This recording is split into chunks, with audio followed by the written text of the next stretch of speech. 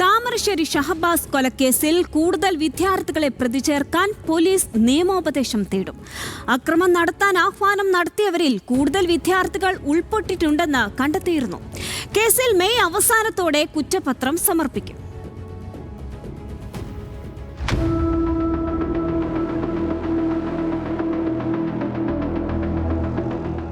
May 29-നകം Kozhikode juvenile justice ബോർഡിനു മുൻപാകെ കുറ്റപത്രം സമർപ്പിക്കാനുള്ള നടപടികളിലാണ് താമരശ്ശേരി പോലീസ്. കേസ് രജിസ്റ്റർ ചെയ്ത് 90 ദിവസത്തിനുള്ളിൽ കുറ്റപത്രം സമർപ്പിച്ചില്ലെങ്കിൽ പ്രതികൾക്ക് സ്വാഭാവിക ജാമ്യത്തിന് അർഹതയുണ്ട്.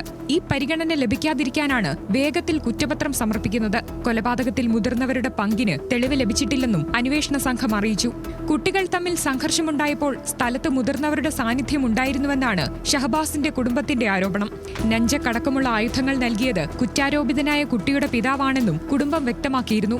എന്നാൽ കൊലപാതകത്തിൽ മുതിർന്നവരുടെ പങ്ക് സ്ഥിരീകരിക്കുന്ന തെളിവുകളില്ലെന്നാണ് പോലീസ് പറയുന്നത്.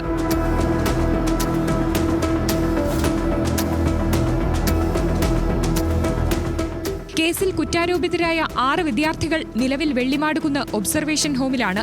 ഇവരുടെ ജാമ്യാപേക്ഷ കോഴിക്കോട് പ്രിൻസിപ്പൽ സെഷൻസ് കോടതി നേരത്തെ തള്ളിയിരുന്നു. ഫെബ്രുവരി 27-ന് നടന്ന ഏറ്റുമുട്ടലിൽ സാരമായി പരിക്കേറ്റ ഷഹബാസ് കോഴിക്കോട് മെഡിക്കൽ കോളേജ് ആശുപത്രിയിൽ ചികിത്സയിലിരിക്കെ മാർച്ച് 1-ന് പുലർച്ചെയാണ് മരിച്ചത്.